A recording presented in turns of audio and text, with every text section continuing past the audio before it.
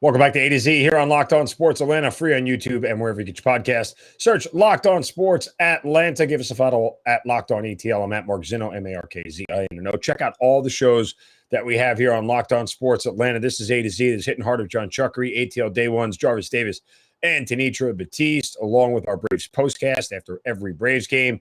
And, of course, Locked On Falcons and Locked On Hawks with Aaron Freeman, Brad Rowland, respectively. An entire great lineup here, and we appreciate you guys joining us each and every day and making this part of your daily sports listen for Atlanta sports. So, again, subscribe to that YouTube channel. Coming up on 3,000 subscribers on our YouTube channel and growing very fast, and we thank you for that. All right. A quarterback insults his wide receivers. We'll get to that in a moment. But I don't know why this is still a policy in the NFL, but it is. In case you just saw, there was a little headline that came across last night from Adam Schefter saying Drew Lock, he's going to miss Thursday's start after testing positive for COVID-19. I did not realize, I thought the NFL got rid of this. I didn't realize the NFL is still benching people for COVID.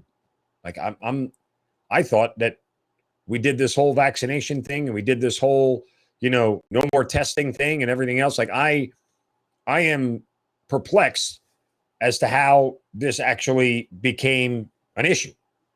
And don't get me wrong here. Let's not get it twisted. I'm not sitting here talking about COVID being dangerous or not. Like, that's a different conversation. What I'm saying here at this point is that the NFL at this point now has taken enough precautions. They have put enough standards in, and they have followed enough guidelines to understand that, okay, there are players who are going to have COVID and have no symptoms and go out and play. Why? Because nobody has to be tested to go out and play, right? Like, testing isn't a thing anymore. You don't need to be tested. Nobody needs to be tested. You choose to get tested, or if you have symptoms, you get tested. Now, it doesn't say anything about him having symptoms or anything like that. And the problem is that this should be a team decision, not an NFL decision. And I had people clap back at me on Twitter. Oh, you probably don't want to get 80 guys in a locker room sick. Have you ever been in a locker room? There's a manner of diseases running around. It's a sweat box full of dirty, sweaty people. Like, I get it.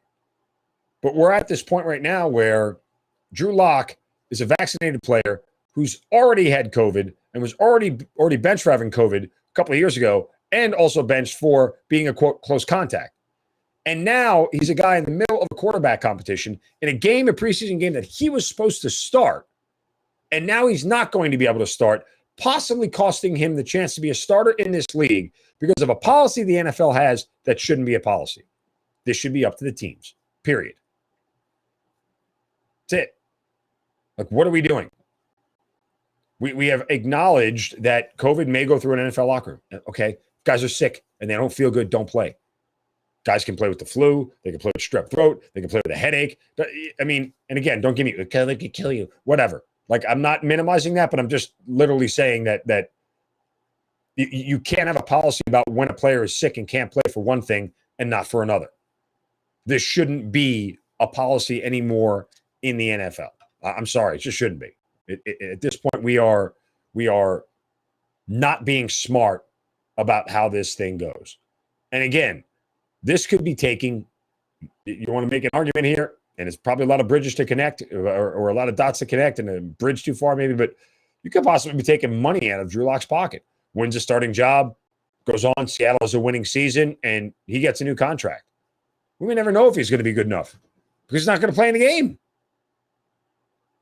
Right? Like, he's not, again, I would love to know more about how and why he was tested. Again, and I fully support if he wanted to get tested because he didn't feel good and wanted to make sure, and he's choosing to sit out, fine. That's a personal decision. I support that. I don't support the league enforcing this at this point. But you have stopped testing, so at this point you are acknowledging that players will get it, be asymptomatic, and be able to go out on a football field and play. Then why are you still enforcing a policy? You're allowing the risk in one part, but not allowing it on another. It's inconsistent, and I don't like it. You can get mad at me. You tell me I'm an idiot. Tell me I don't know anything about disease, whatever. What I do know is that this policy is uneven. It's arbitrary, and it doesn't solve the problem. You're not minimizing COVID from getting through a locker room. You're not. Because guess what? Nobody else close contact is being forced to sit. Not that I've read. I mean, he's been running around 90 guys for the better part of 3 weeks now. So, excuse me, what's the big deal?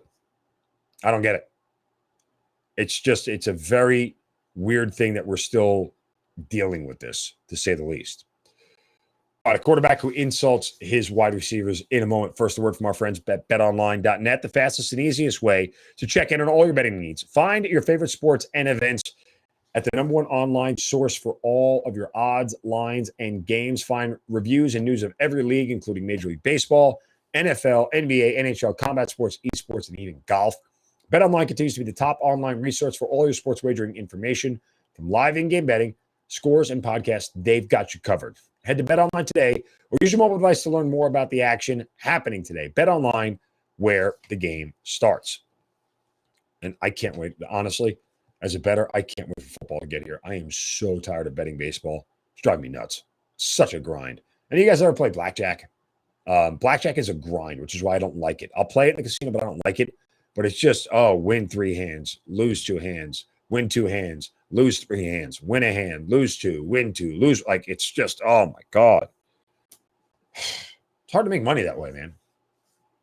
Not like the NFL's any easier, but at least it's only once a week. Well, in this case, 3 times a week, Thursday, Sunday, Monday. So there is that. All right. A quarterback insulting his wide receivers, that would be Aaron Rodgers talking about to a group of his young pass catchers. Rodgers called out his teammates to the media. Quote, the young guys, especially the young receivers, we've got to be way more consistent. A lot of drops, a lot of bad route decisions, running the wrong route. We've got to get better in that area.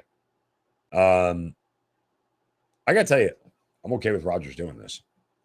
I know Rodgers has got like an aloof attitude that nobody really likes, and he's strange, and he's, very much a guy that a lot of us like to malign for a variety of different reasons that have nothing to do with football. But purely in a football sense, yeah, those guys need to get better. He has every right to call him out. I don't have an issue with it. I don't think he's wrong for doing it. These are young guys in the league. He didn't call out Randall Cobb. He didn't call out Alan Lazard. He didn't call out Sammy Watkins, veteran guys who clearly can be relied on to catch the ball. He called out the young guys. Why? Because he knows he's going to need them. Randall Cobb's often hurt. Sammy Watkins is old, and Alan Lazard is only one guy. So these guys at some point are going to have to step up. And Rodgers has every right to sit there and call them out and tell them, be better, or you're not going to be here. That shouldn't surprise anybody. It's not really like a hard thing to understand. But again, we'll hate Aaron Rodgers, and this becomes a headline because it's Aaron Rodgers. I get it. And if you want to make it more than what it is, knock yourself out. I don't.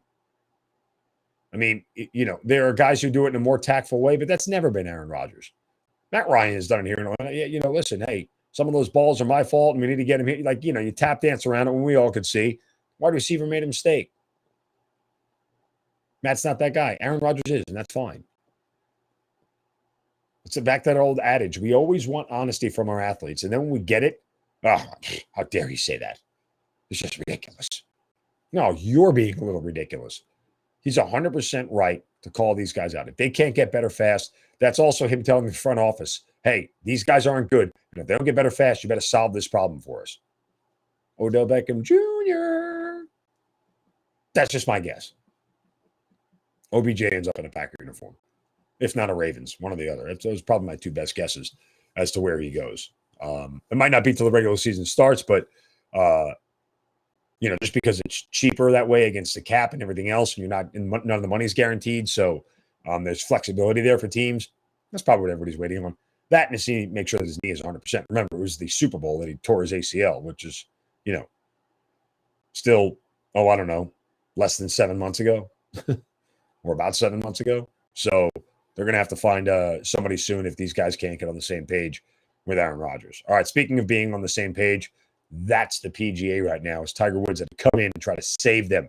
The results of that meeting coming up next on A to Z on Locked On Sports Atlanta, free on YouTube and wherever you get your podcast. Search Locked On Sports Atlanta.